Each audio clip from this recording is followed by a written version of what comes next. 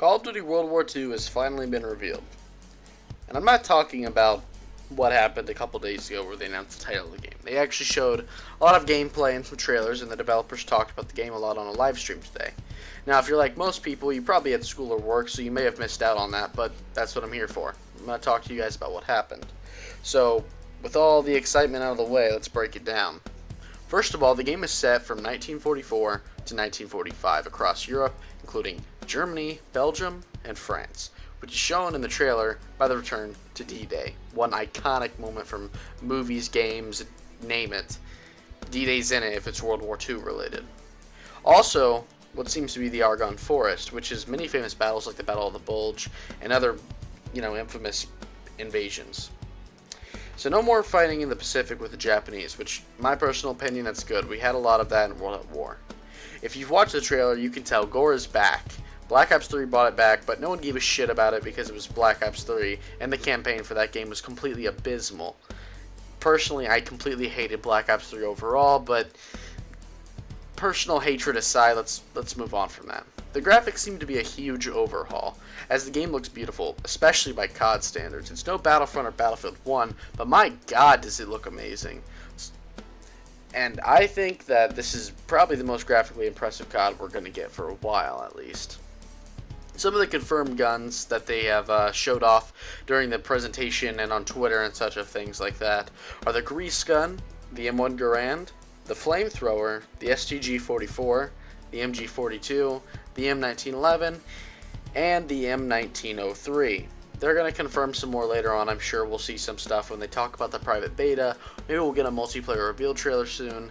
Who knows? But those are the only confirmed weapons we have know of right now.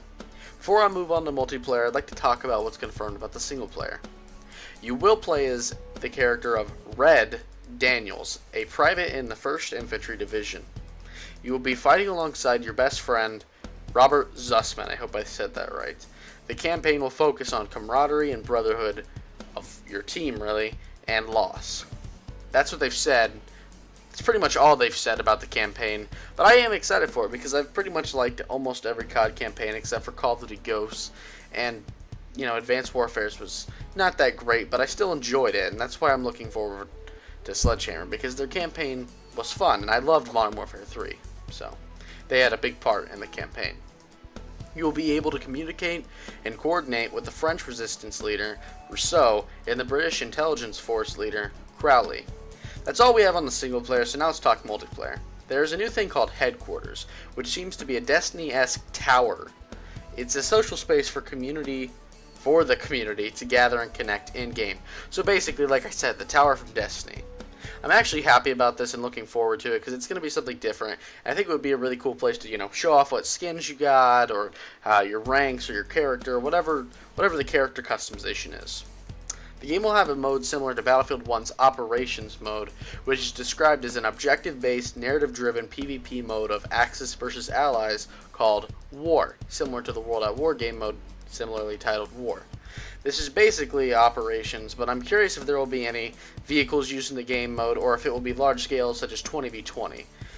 Because, honestly, being a large-scale narrative-driven PvP type thing, I can't see it being just a team deathmatch. Yeah, I can see that being really slow and boring. So I'm hoping that it's more large scale or they incorporate vehicles in some way. Now the next thing I'm going to talk about is something called Divisions.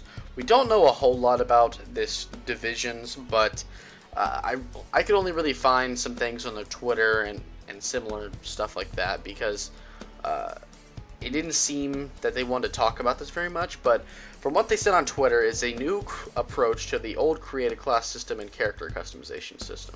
We don't know much about it, like I said, so I'm thinking that I'll follow it up in a video when they do the multiplayer reveal. But like I said, we'll see what happens with that. And there's one more thing I'm going to talk about, and that's Nazi zombies. Yes, Nazi zombies are back.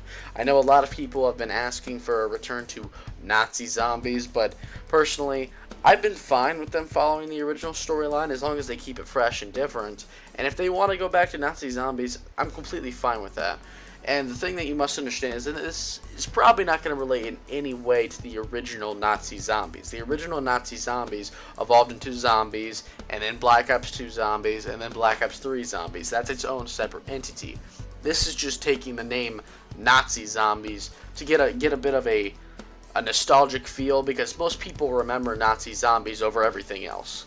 So I'm sure this is in no way related to Treyarch's zombies or Nazi zombies game mode. It's going to be something different, similar to how in Sledgehammer's Advanced Warfare we got exo zombies. So I'm sure it's going to be fun and different and interesting, because that's how I saw exo zombies. I thought it was really different and fun. Most people didn't like it, but hey, what can you do? I personally enjoyed it. I really did like it. I want to know what you guys have to say, though. I know a lot of people are doubting COD, and I do too, all the times. It's perfectly reasonable to want to doubt COD and doubt this game in general. But I want to know what you guys have to think about the gameplay, the graphics, everything that we talked about here. And yeah, that's it, guys. I'll see you in the next video.